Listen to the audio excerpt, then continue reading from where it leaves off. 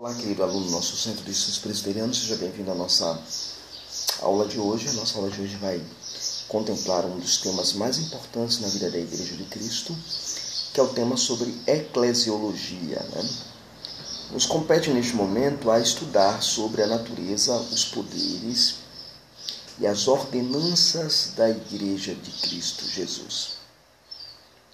Em teologia, este assunto é estudado sob a disciplina eclesiologia. Se você nunca ouviu falar da palavra eclesiologia, você vai aprender hoje. Eclesiologia é o estudo da igreja, é o estudo concernente à igreja, sobre quem ela é, sua função no mundo e as suas ordenanças, sacramentos e instituições oficiais. Ok? Então, a primeira questão que você precisa considerar quando você estuda o tema eclesiologia é entender a ideia bíblica de igreja. Você frequenta uma igreja, você vai a uma igreja nos domingos, você está na igreja na terça-feira, se for reunião de doutrina, ou na quarta-feira. Num dia semanal tem uma reunião de doutrina na sua igreja, você está lá presente. Tem reunião de oração, você está lá presente. Tem um culto pela manhã, depois a escola dominical, ou só tem escola dominical, e tem um culto à noite. Então, quando você estuda de modo geral, quando você percebe de modo geral, você está envolvido em eclesiologia. A sua vida é uma vida eclesiástica, é uma vida voltada para a igreja, para o louvor a Deus, para a honra a Deus, para glorificar a Deus através da igreja. Nos últimos tempos tem surgido um movimento chamado desigrejados. Os desigrejados é um movimento de pessoas que estão insatisfeitas com a igreja como ela está instituída, ou a organização formal da igreja. No outro momento nós podemos estudar sobre os desigrejados, sem nenhuma dificuldade. Há alguma literatura já sobre este tema, que vale a pena também você adquirir, conhecer e tudo mais. Para o nosso curso de hoje, curso de eclesiologia, eu quero apresentar para vocês algumas literaturas que nós estudamos e lemos para confeccionar este curso. Eu quero começar, por exemplo, tratando com vocês desse livro, A Igreja Apostólica, o que significa isto, de Thomas Wheelwright, uma obra muito boa, publicada pela editora Os Puritanos. É uma obra que compete-nos conhecer mais sobre a igreja. É uma obra fantástica, ele trabalha com os princípios apostólicos da igreja. Vale a pena a gente dar uma olhada, uma conferida. Uma outra obra que é bastante importante quando você estuda sobre eclesiologia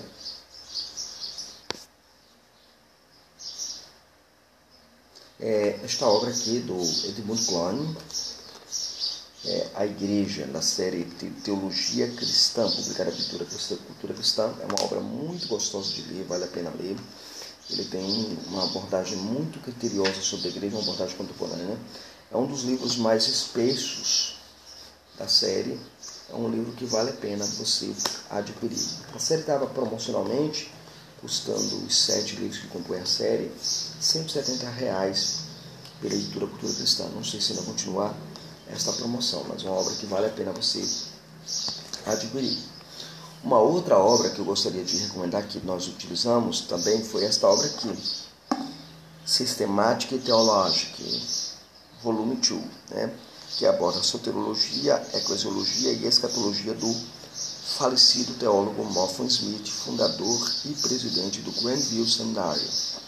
É uma obra em inglês, se você ler em inglês, eu recomendo adquirir. Não é uma obra tão cara. Recentemente a Amazon estava vendendo esta obra em formato Kindle por R$4. Então é uma obra muito boa. Na época que eu comprei esta obra em 2007. Faz tempo, 2007. Ela custou R$40 quando ele esteve no Brasil, o Moffat Smith.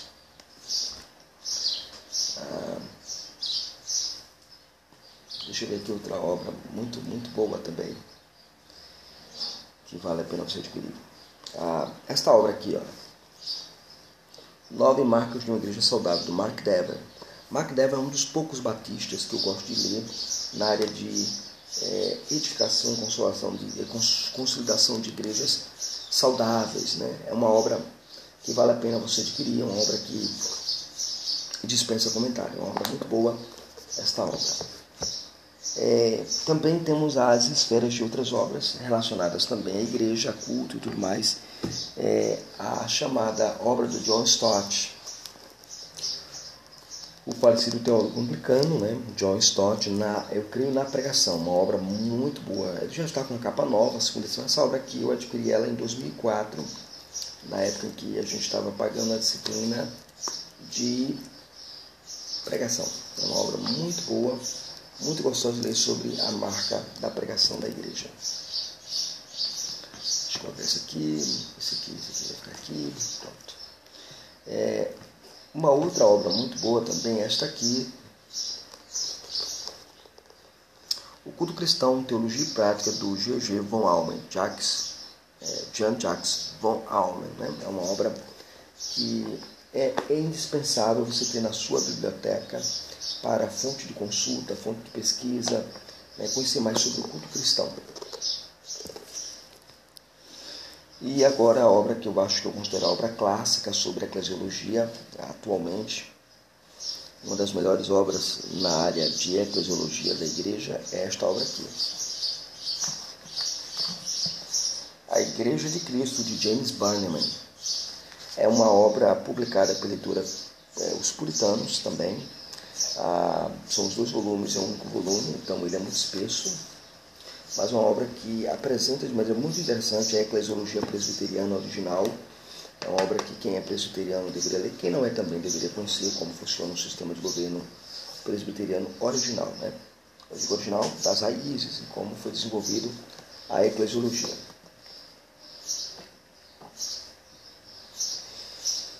E aí partimos também para os padrões confessionais da igreja. Nós temos aqui os padrões doutrinários da igreja reformada, Confissão de Fé Belga e Catecismo de Heidelberg, publicado pela editora Cultura Cristã, né, que formando com os canos norte forma a famosa 3 formas de unidade. Então, tem muita coisa sobre igreja aqui, sobre o ofício de igreja, sobre a eclesiologia aqui, muito, muito condensado, mas muito bom. Temos também o Catecismo Maior de Westminster, comentado por Johannes Gerhard Voss, né, o filho do Gerhard Voss. É uma obra muito boa, excelente, para quem conhece e gosta muito, vale a pena. E eu tenho também os 3 símbolos de fé do Westminster, neste único livrinho aqui, né? A Confissão de Fé, Catecismo Maior, né, símbolos de fé da Igreja Presbiteriana do Brasil, que tem todos os padrões confessionais da Igreja. E, não menos importante, mas fundamentalmente importante, a Bíblia Sagrada, conforme nós já temos aqui, ok? Muito bem, então vamos começar a nossa aula de hoje tratando sobre a ideia bíblica de igreja. A primeira questão que a gente precisa considerar é definir a palavra igreja. A palavra igreja é usada para traduzir o termo grego ecclesia. Eclesia geralmente é entendido como aqueles que são chamados do mundo para a consagração a Deus. É basicamente essa ideia que as pessoas têm de eclesia. No Novo Testamento, esta palavra eclesia ela é usada em várias acepções. Nós vamos ver isso aqui nesse estudo. Veja, o termo eclesia, no hebraico, nós temos também 2 palavras que correspondem basicamente à ideia de eclesia, né? 2 palavras, 2 termos usados para descrever a congregação do povo de Deus no Antigo Testamento. O primeiro deles é a palavra kahal, essa palavra kahal no hebraico, e o segundo dele é edar. Existe uma distinção entre esses 2 termos que são usados para a igreja no Antigo Testamento. O termo kahal, por exemplo, fala da congregação da Assembleia, ou seja, quando a Assembleia se reúne, a congregação da Assembleia, o ajuntamento santo é chamado de kahal. Entretanto, a palavra edar, né, significa a congregação enquanto assembleia ou não. Pode ser o povo reunido em assembleia solene de culto, ou pode ser o povo simplesmente reunido como um povo. Então, a palavra edar pode ser usada nessas 2 acepções em que o termo é aplicado. Entretanto, o termo eclesia traduz ambos os termos hebraicos, ou seja, kahal e edar. Então, a palavra eclesia no Novo Testamento é usada para traduzir, né, esses 2 termos hebraicos. No Novo Testamento, por exemplo, Há também um outro termo, uma outra palavrinha usada para descrever o ajuntamento dos santos, é a palavra sinagogue. Essa palavra sinagogue, ela significa ajuntamento, reunião, conglomerado, né? Então, quando eu estudo a ideia de sinagogue, Tiago usa esse termo em referência à igreja também. Ok, mas a palavra sinagogue, ela nunca é usada para traduzir a palavra kahal do hebraico. Ela é nunca usada para traduzir esta palavra kahal. Ambos os termos gregos, ou seja, eclesia e sinagogue, são usados no Novo Testamento para descrever uma assembleia secular ou sagrada. Então, quando eu estudo a Bíblia, quando eu estudo o Novo Testamento, eu vou descobrir que as palavras, a eclesia, ela traduz as duas palavras do hebraico, né, kahal e edar, mas também no Novo Testamento eu encontro outra palavra chamada sinagogue. Eu tenho sinagogue e eclesia. Okay? Sinagogue nunca traduz kahal, mas ambos os termos gregos é usado no Novo Testamento, ou seja, sinagogue e eclesia são usados para descrever tanto uma assembleia secular quanto uma assembleia solene, litúrgica, de culto, sagrada. Ok? E isso nos leva para a nossa segunda etapa da nossa aula, que é a igreja conforme definida nas Escrituras.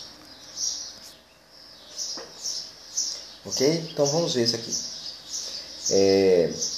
A igreja conforme definida nas Escrituras. Como a Bíblia ela nos apresenta a ideia de igreja? Como é que a Bíblia apresenta a ideia de igreja para nós? De que maneira a Bíblia apresenta a ideia do povo de Deus, né? Primeiro, a Bíblia apresenta a igreja para nós como uma espécie de corpo dos fiéis. A Escritura apresenta a ideia de igreja como um ajuntamento dos fiéis que são ou que serão reunidos ao povo de Deus. Um exemplo disso você tem lá em Mateus, capítulo 16. Mateus, capítulo 16, verso 18. Diz assim: também eu te digo que tu és Pedro, e sobre esta pedra edificarei a minha igreja, e as portas do inferno não prevalecerão contra ela. Aqui, claramente, você percebe que o termo igreja está se referindo a um ajuntamento de pessoas que seriam edificadas através do testemunho de Pedro. Há quem diga que esse texto dá base para a chamada sucessão apostólica sustentada pela Igreja Católica Romana, apresentando Pedro como o primeiro Papa da Igreja.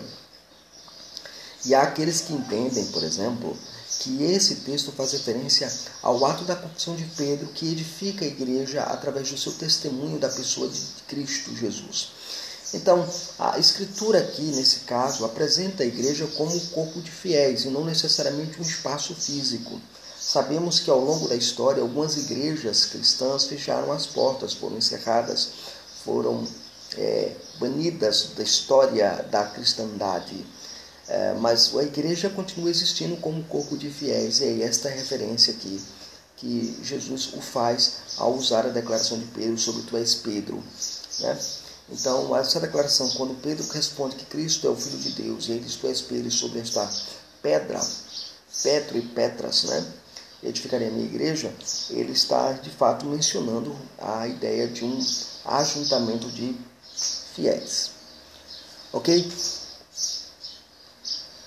O segundo aspecto aqui para a gente considerar, a segunda ideia é a igreja como um corpo visível em todas as partes, ou seja, chamada igreja visível, a igreja católica. Eu não discuti aqui, não vou discutir com propriedade essa questão da igreja visível e invisível. Mas a acepção teológica reformada entende que existe a igreja visível e a igreja invisível. Na igreja visível eu tenho todos os eleitos, incluindo não eleitos, verdadeiros crentes e falsos crentes, verdadeiros adoradores e falsos adoradores. Essa é chamada igreja visível. Na igreja invisível só tenho eleitos. A igreja invisível ela não é perceptível ao olho humano, mas a igreja visível sim. Então, aqui a Bíblia também apresenta a igreja como sendo todas as partes das igrejas visíveis espalhadas pelo mundo. As igrejas visíveis, as igrejas locais divididas no mundo são vistas como uma unidade, mas sendo uma igreja perceptível ao olho humano. Na Escritura, a igreja é vista como visível e como uma igreja universal. Por exemplo, Atos capítulo 2, verso 47.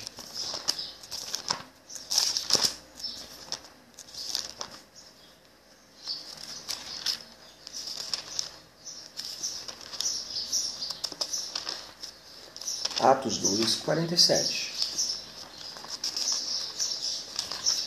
Diz assim a palavra do Senhor. Louvando a Deus, contando com a simpatia de todo o povo, enquanto isso acrescentava-lhes dia a dia o Senhor os que iam sendo salvos. Então aqui nós temos aqui a ideia da igreja que louva, canta a Deus, conta a simpatia do povo, é uma igreja visível, e que o Senhor, posteriormente, a cada dia, acrescentando quem seria salvo a esta igreja visível, uma igreja que você pode perceber a olho nu. Então a igreja, a Escritura apresenta a igreja também como sendo esse ajuntamento das partes da igreja que está em todos os locais.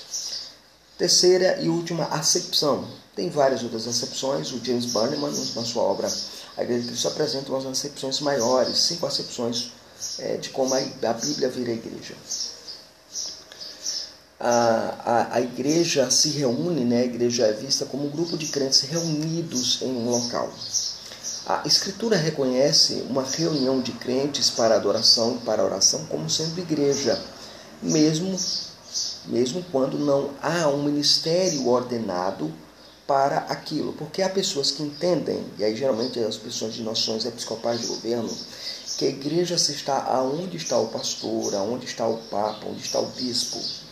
Então, nessa acepção religiosa, se entende a igreja como tendo a presença do sacerdote, como a presença do líder. E há uma questão, um equívoco muito grande sobre a Igreja Presbiteriana no Brasil. Nós comemoramos o nascimento, a chegada da igreja, no dia em que Simonton chegou no país. E essa concepção, ela se tornou uma coisa muito interessante, porque nós presbiterianos, nós não cremos que aonde está o bispo, ali está a igreja. Por isso que é uma discussão sobre isso. O Dr. Ernest Mayr, no seu livro Eu Creio, quando ele vai falar da história da igreja aqui, quando ele chega à igreja aqui, ele vai fazer menção a este fato. Ele não entra na polêmica, na discussão sobre isso, mas ele menciona este fato. E é interessante porque acaba sendo uma concepção episcopal dentro do entendimento da questão da igreja, né?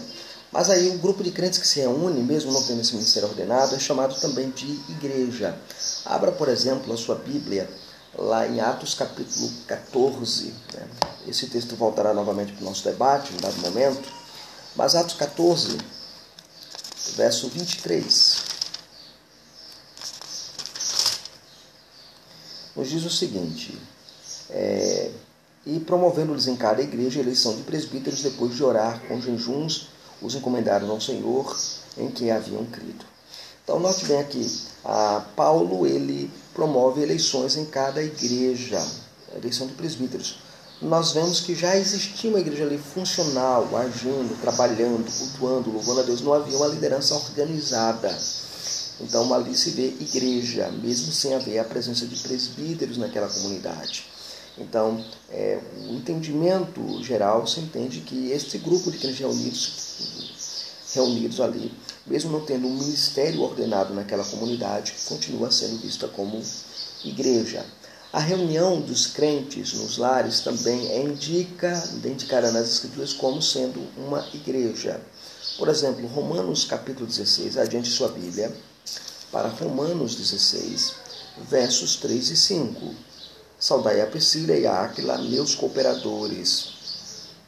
Saudai igualmente a igreja que se reúne na casa deles. Saudai o meu querido Epeneto, primícias da Ásia para Cristo.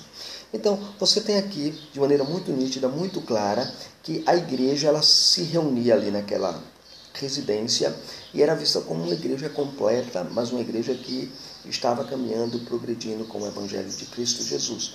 Então, ela é uma igreja, ela está funcionando como igreja. A Bíblia vê as reuniões familiares como sendo uma reunião litúrgica, uma reunião de igreja, uma reunião que glorifica a Deus através da igreja, ok? Muito bem. Então, a gente já viu a definição da palavra eclésia, né? Agora nós vemos a questão de como a Bíblia encara a igreja nos seus mais diversos aspectos multifacetados. Agora vamos ver as marcas da igreja verdadeira. Esse tema eu relutei em trazê-lo porque ele vai tocar em coisas muito, digamos assim, muito perenes, né? E eu não vou desenvolver eles aqui nesta aula, neste momento. Mais adiante eu vou desenvolver esses assuntos aqui com alguma profundidade, exceto o terceiro tópico deste aspecto aqui da verdadeira igreja, que eu não vou desenvolver com profundidade mais à frente, mas eu vou tratá-lo exatamente aqui neste momento, ok? Nos ocupa agora, por exemplo, de tratar das marcas de uma igreja verdadeira. A minha pergunta que eu faço a você, aluno, é: você está numa igreja verdadeira? Há uma proliferação de igrejas. No nosso país mesmo há igrejas de fundo de quintal, igrejas que o cara levanta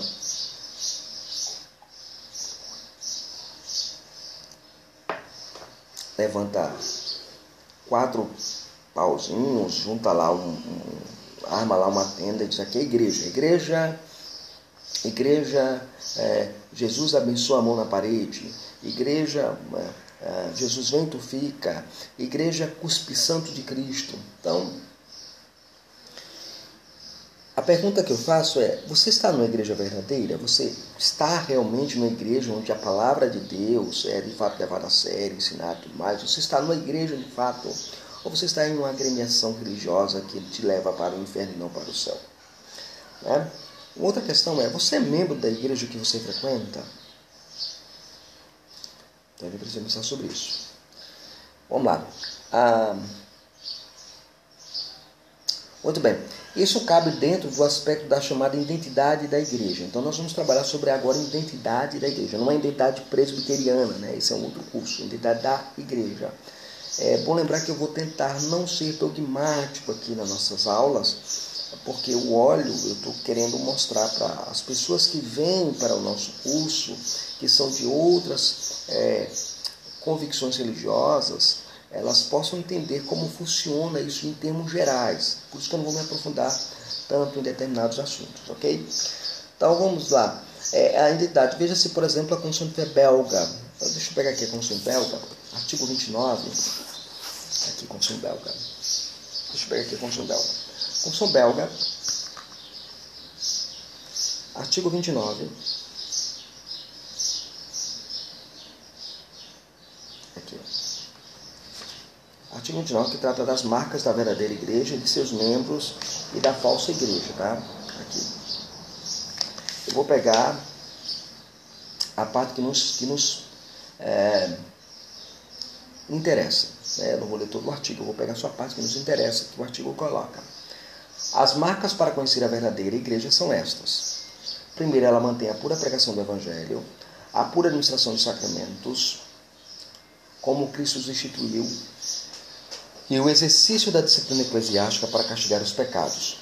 Em resumo, ela se orienta segundo a palavra de Deus, rejeitando tudo que é contrário a essa palavra, reconhecendo Jesus Cristo como seu único cabeça. Assim, com certeza, pode-se reconhecer a verdadeira igreja, e a ninguém convém separar-se dela.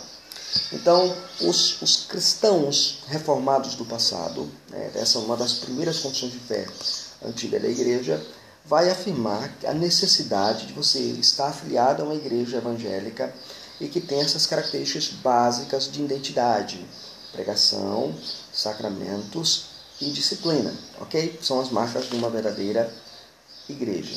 Vamos começar primeiro com a questão da pregação. A pregação, gente, da palavra é a primeira marca da identidade da igreja de Cristo. Então, eu estou numa igreja, você frequenta uma igreja, e a pregação não é o centro do culto, a pregação ela é tratada com desprezo, a pregação é tratada com irreverência. A igreja que nem pregação tem, esta igreja, ela fatalmente não é uma igreja de Cristo, não é uma igreja verdadeira, né? A pregação expositiva da palavra, que é um outro aspecto importante, não vou entrar nos detalhes, mas, por exemplo, há 3 modelos de pregação. A pregação tópica, a pregação textual natural e a pregação expositiva. A pregação tópica é quando eu escolho um tema e vou desenvolver. É proibido pregar num culto reformado uma pregação tópica? Não, não é proibido.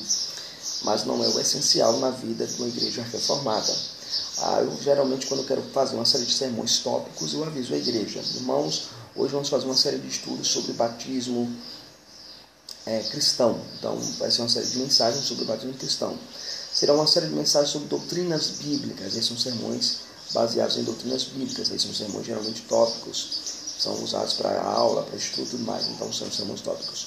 Textual natural é quando você olha, deriva do texto as suas proposições principais e desenvolve. Ele é muito parecido com o texto do sermão expositivo. E o sermão expositivo é aquilo que a igreja sempre praticou. É a exposição sequenciada verso após verso e a aplicação das verdades do Evangelho através da pregação de um texto ou de um livro da Escritura sequenciado. Ok?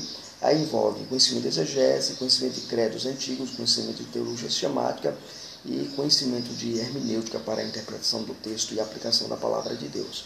Então, há uma variedade de acepções sobre a questão do uso da pregação na igreja. Então, a pregação expositiva da palavra apresenta a saúde da igreja. A função da igreja é imitar o Cristo neste aspecto. Ou seja, quando eu estudo a pregação da palavra, quando eu estudo a história da pregação, tem um livro muito bom do Dargan, esqueci o primeiro nome dele, mas ele tem uma série de estudos sobre história da pregação. Não foi traduzido para o português ainda, mas é uma obra que vale a pena você procurar na internet, baixar. É uma obra que está disponível na internet para você conseguir dar uma lida.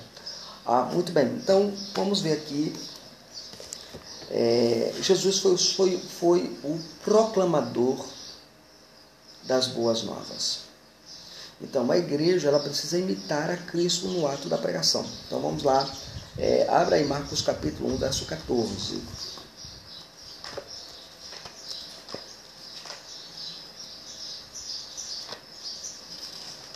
Marcos capítulo 1, verso 14.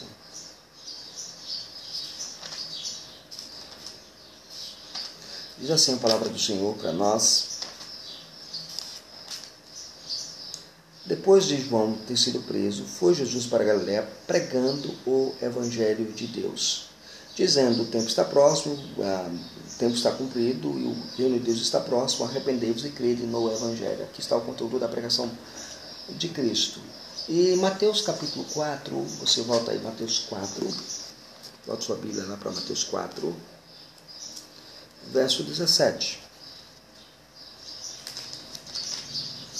Diz assim: daí por diante passou Jesus a pregar e dizer: arrependei-vos porque está próximo o reino dos céus. Então, quando eu olho para a questão da pregação da palavra como marca de uma igreja verdadeira, eu estou imitando o mestre. Uma igreja que não prega a palavra, que não ensina a palavra, ela não está imitando o mestre, ela não está seguindo o mestre, ela está sendo omissa, está perdendo a sua identidade de igreja de Cristo. No culto cristão reformado, a pregação expositiva ela assume capital importância no centro do culto. Ela se torna o ponto da didática do culto, do ensino do culto, da mensagem do culto. É a pregação expositiva que faz com que a igreja tenha uma autoridade singular de compreender, de aplicar e de viver a verdade do Evangelho. Então, a pregação expositiva ela é importante. Agora, neste aspecto da pregação expositiva, nós temos dois modelos que geralmente é aplicado nas igrejas reformadas, dois modelos de como é usada a pregação expositiva. A primeira é chamada pregatio lectio continua, né?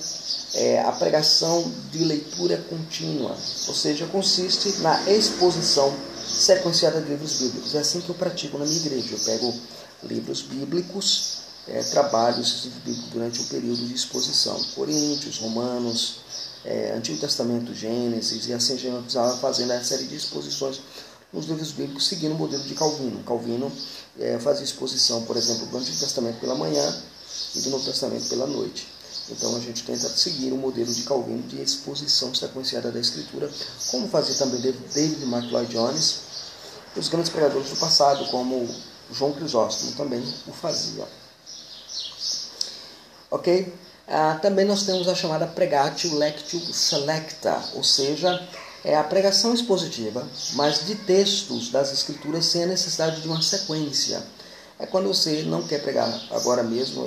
Esses dias eu dei uma parada na exposição sequenciada e peguei alguns textos das Escrituras para aplicar em relação a uma realidade. Expus o texto da Escritura, que não tinha nada a ver com a série de exposições em um determinado livro bíblico que eu estava desenvolvendo, mas tinha a ver com uma exposição de um conteúdo necessário à igreja aprender.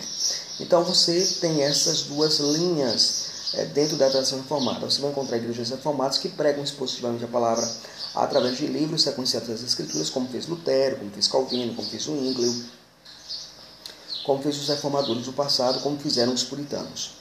E também há momentos em que você pega doutrinas específicas, apontamentos específicos, passagens específicas, e prega essas doutrinas, essas passagens específicas, como uma pregação seleta, como fez, por exemplo, o Thomas Watson, naquele livro lá, A Body of Theology, né? O corpo da teologia, ou chamado Ensino da Fé Cristã, uma exposição do Breve Catecismo de Westminster. A primeira parte do Breve Catecismo é uma série de exposições. Aí vai ter depois a segunda parte, que são as bem-aventuranças, e tem uma terceira parte também, onde ele explora todo o catecismo menor de Westminster, como pregações de exposições na igreja dele. Ok? Muito bem, então nós temos aí a pregação da palavra como uma marca distintiva da igreja. Ok? Muito bem. Seguindo para a segunda marca da igreja. A segunda marca da igreja, gente, é a administração dos sacramentos. A segunda característica de uma igreja verdadeira está na administração legítima dos sacramentos. E os sacramentos, eles pertencem a esse corpo chamado igreja, né? Então vamos ver Atos capítulo 19. Adiante sua Bíblia lá para Atos 19.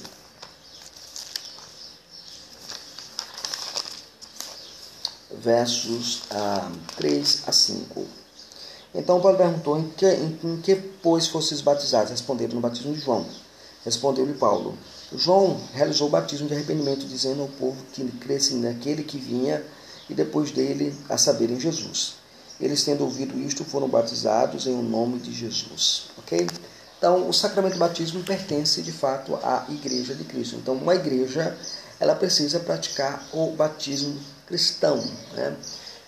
Eu lembro muito bem disso porque eu fiz parte de uma igreja, uma seita na verdade, quando eu estava nos meus primeiros passos na fé reformada, tentando encontrar uma igreja que ensinasse a verdade. Tinha uma igreja chamada Cristo é Vida, lá em Recife, e nesta igreja não havia o rito chamado do batismo, porque eu tinha que era uma coisa da lei, e só havia o sacramento da Santa Ceia, mas não havia batismo. Então, quando a igreja nega o batismo, como a igreja Cristo vive, né, nega o batismo e tudo mais, quando você nega o rito batismal, a necessidade do batismo, você acaba tendo um problema muito sério na igreja, que é a falta de identidade da igreja com Cristo, com a identidade de Cristo, ok? E o outro texto é lá de 1 Coríntios, capítulo 11. 1 Coríntios capítulo 11, versos 20 a 29.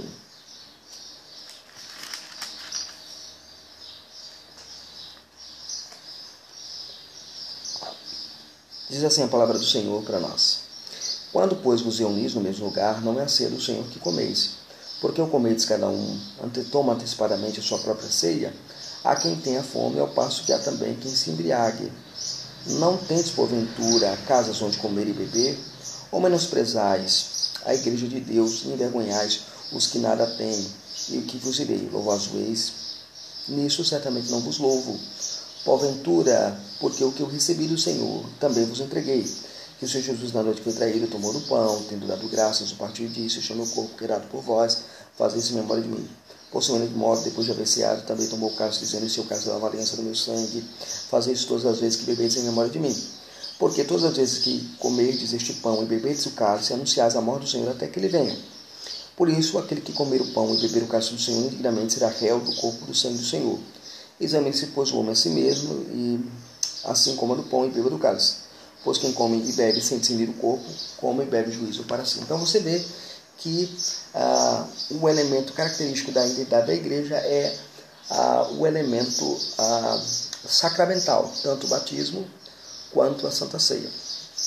Agora, nós precisamos considerar também de forma lacônica esses sacramentos. Isso é de forma lacônica, tá, gente? Não vai ser, eu não vou desenvolver isso aqui, no outro momento eu desenvolvo um pouco isso. Primeiro, o batismo. Toda a igreja cristã que tem as marcas distintivas da igreja, ela tem o batismo. O elemento geralmente é a água, e deve ser a água, né? Não pode ser outra coisa. É água, o elemento é água. Seja com ou seja na, tem que ser a água, ok? A segunda questão, dentro da igreja evangélica de modo geral, e das igrejas reformadas, você vai ter lá um modo. O modo pode ser aspersão, efusão e imersão. Você vai encontrar igrejas que praticam um desses modos ou os 3 modos. Por exemplo, a igreja metodista pratica os 3 modos. A igreja presbiteriana pratica apenas um único modo. A igreja congregacional também pratica um único modo. E as igrejas de cunho congregacional mais batista praticam também de outro modo. Ok? Os sujeitos também do batismo devem ser considerados. Quais são os sujeitos? Os adultos e também crianças. Há igrejas que batizam apenas adultos e há igrejas que batizam apenas crianças. Também a questão adultos e crianças, tá? Corrigindo aqui. A igreja que só batizam adultos e a igreja que batizam adultos e crianças, ok? Um outro elemento é o elemento que nós vemos a Santa Ceia. Qual é o elemento da Santa Ceia, né? O sacramento da ceia? Os elementos são pão e vinho, ok? Pão e vinho. Então, todo cristão que pertence a uma igreja tem que olhar e ver se essa igreja também tem esses sacramentos. Agora, é bom lembrar também que na discussão de sacramentos, até a linguagem de sacramentos assusta muita gente, né? Eu lembro quando eu vim para a igreja onde eu sou pastor atualmente, eu vim visitar a igreja bem antes, do outro pastor que tinha na igreja, e aí eu vim com cola clerical e tudo mais, e na hora de celebrar a ceia eu chamei de Eucaristia. Aí uma moça que estava lá, que é parente da minha esposa, prima da minha esposa, fez assim, se assustou. Nossa, o pastor chamou um padre para ministrar agora a ceia, o que vai sair disso aí agora, né? Mas, na verdade, é a linguagem que a gente usa. Então, nessa linguagem, ela está ligada à visão que nós temos em relação à presença de Cristo na ceia. Então, nós temos 4 visões básicas sobre a presença de Cristo na ceia. A primeira visão é a visão da transubstanciação. O chamado catolicismo romano ensina que o elemento do pão e de vinho, no ato da celebração eucarística, ele se transforma literalmente no corpo e no sangue de Cristo. Então o sacerdote usa as palavras mágicas do mistério e transforma aquilo no corpo de Cristo. A segunda concepção da presença de Cristo é a chamada consubstanciação. Esta posição é a posição oficial do luteranismo. É interessante porque quando você percebe isso, os luteranos dizem o seguinte, aqui está o elemento do sacramento. Cristo está presente ao lado do vinho, em cima do vinho, embaixo do vinho, junto com a substância. Ela não se transforma, mas ele está junto com a substância de forma inseparável. Então, essa é a concepção luterana. Existe também o chamado memorialismo, e alguns dos meus ouvintes aqui do nosso estudo, certamente seguem essa posição, que é chamada posição zwingliana. Vocês devem lembrar que houve uma discussão entre Lutero e Zwinglio, no chamado Colóquio de Maderburgo, onde eles, discutindo sobre o tema, concordaram em 14 pontos. Mas no ponto que eles discordaram foi frontalmente a questão da ceia, que ironicamente é o selo da unidade da igreja, e ali acabou gerando uma divisão muito profunda. Então, na concepção zwingliana, os sacramentos primeiro não são sacramentos, são puramente ordenanças. E não tem nenhum valor sacramental, eles são apenas memorial, eles são memorialistas, eles são uma recordação. No entendimento que tem da palavra anamnesis, lá do texto de Paulo, né, que a ideia de anamnesis seria a ideia de simplesmente memoriar, né, ter uma memória, né, fazer isto em memória de mim, apenas memoriar, apenas isso. A bem da verdade, a palavra anamnese ela é mais aprofundada, ela tem outra concepção muito mais aprofundada. Se você quiser conhecer mais sobre essa discussão, leia este livro, O Culto Cristão, Teologia e Prática, do Von Almer. Eu não vou entrar na discussão porque eu vou acabar tomando um partido específico. E como eu não quero ser dogmático nessa questão aqui agora, então eu prefiro deixar para você pesquisar, estudar sobre o tema. Há um outro livro muito bom chamado Os Sacramentos na Tradição Reformada, do Jeremias Klein, publicado pela, se não me foge a memória, Fonte Editorial. Então você pode adquirir o Fonte Editorial e Academia Cristã. Uma dessas duas editoras publicaram esta obra. Se pesquisar aí na internet, você tem como adquiri-la na internet, comprá-la a um preço muito bom. E também tem a presença real, porém espiritual e verdadeira, que é a concepção do calvinismo e do presbiterianismo. Quando eu falo calvinismo, gente, estou me referindo às igrejas reformadas, né? As igrejas reformadas holandesas. Elas têm essa concepção da presença real, porém verdadeira, de Cristo no sacramento. É a concepção que Calvino vai dizer assim, Calvino diz assim, nem Lutero está certo, nem Zwingli está certo. Nem Lutero está tudo errado e nem Zwingli está tudo errado. Então Calvino ele mostra, biblicamente fundamentando nas Escrituras, a proposição disso. E essa proposição ela está também inserida nos padrões confessionais de Westminster. Então, você estuda os padrões confessionais de Westminster, do presbiterianismo, você verá que a posição da igreja é a presença real, porém espiritual de Cristo nos sacramentos. Daí a Constituição de Fé reconhecer primeiro que eles são sacramentos e ordenanças. Você vai ver essas duas palavras sendo usadas para descrever exatamente a ideia de sacramento e a ideia de ordenança presente. É uma memória? Mas uma memória de quê? O que você memoria? Né? Então, no entendimento reformado é a presença real e verdadeira de Cristo. Você como se você estivesse celebrando aquela mesma ceia que Cristo celebrou lá no ato pré-entrega dele ao martírio. Ok? Muito bem. Vamos seguir aqui. Eu só não vi de João. Ok? E o terceiro aspecto aqui é a terceira identidade, a terceira marca de identidade da igreja é chamado exercício da disciplina eclesiástica. Ok? A terceira característica de uma igreja verdadeira é a disciplina eclesiástica. Infelizmente a igreja ela acabou caindo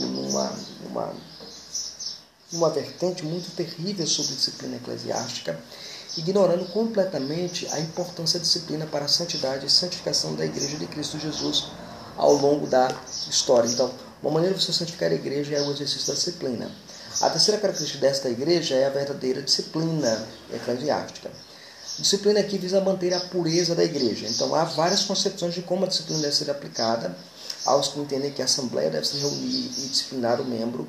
Há os que entendem que um corpo diretor da igreja disciplina este membro. E assim há uma variação ao bispo, apenas o bispo disciplina o membro. E se há necessidade de disciplina, há igrejas que acham que não há necessidade de disciplina. Ok? Então a disciplina ela visa manter a pureza da igreja de Cristo. Ok? A identidade verdadeira de uma igreja se evidencia pela aplicação correta da disciplina bíblica. Né? E eu não vou entrar aqui na discussão sobre os modelos de disciplina que são aplicados, porque cada igreja conhece a sua aplicação disciplinar. A questão tem que ser justa, tem que ser bíblica e tem que ser pautada pelas Escrituras, ok? Por exemplo, nós temos aí alguns exemplos de disciplina. Por exemplo, o exemplo dos meios suassórios, como é conhecido no meio presbiteriano. Antes de você denunciar um membro junto ao conselho da igreja, no caso dos presbiterianos, você precisa fazer o meio suassório, que está lá em Mateus capítulo 18. Mateus 18 é o texto clássico sobre a comunidade cristã e chamado disciplina, né? Mateus 18, 15 a 17 diz assim, olha.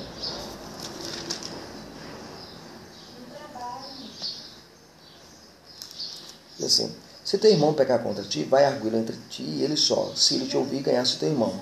Se porém não te ouvir, toma ainda contigo 2 ou 3 pessoas, para que pelo depoimento de 2 ou 3 testemunhas, toda a palavra se estabeleça. Se ele não atender, diz-o à igreja, e se recusar a ouvir também a igreja, consideram como gentio publicano. Aos que tomam esse texto como sendo uma acepção disciplinar para a igreja congregacionalista, onde você vai lá, procura o irmão, não resolve o problema e leva o caso para a assembleia da igreja, a igreja decide e acaba havendo exclusão deste membro.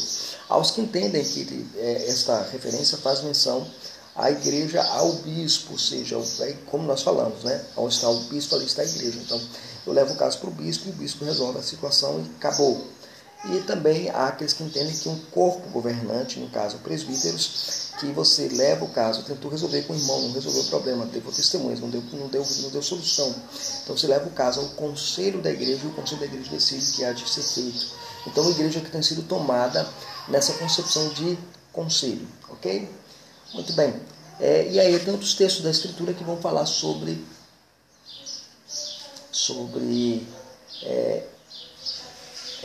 disciplina. Por exemplo, Mateus capítulo 16, verso de 5, né? Em 1 Coríntios capítulo 5, versos de 4 a 5, que é um caso muito interessante aqui, né? Vamos aqui, 1 Coríntios capítulo 5, de 4 a 5, 1 Coríntios.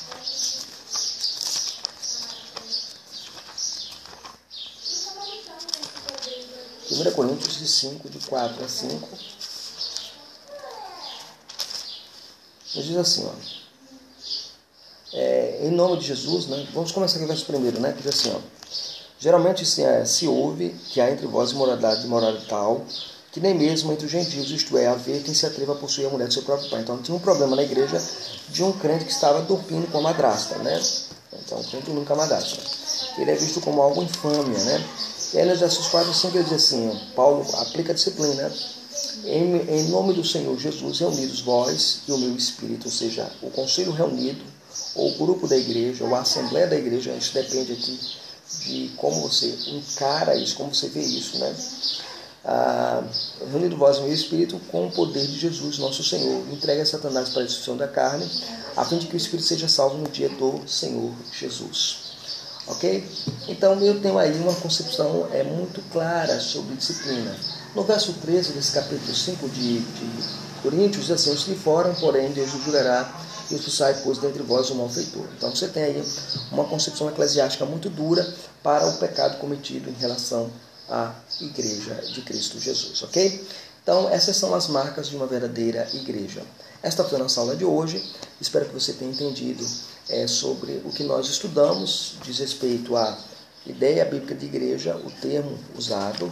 Nós vimos a questão de como a igreja vê de como a Bíblia vê a igreja e vimos também a questão das marcas de uma verdadeira igreja. Nós voltaremos com a nossa próxima aula tratando sobre o governo eclesiástico, tá bom? Deus abençoe, Deus estenda graça sobre a sua vida.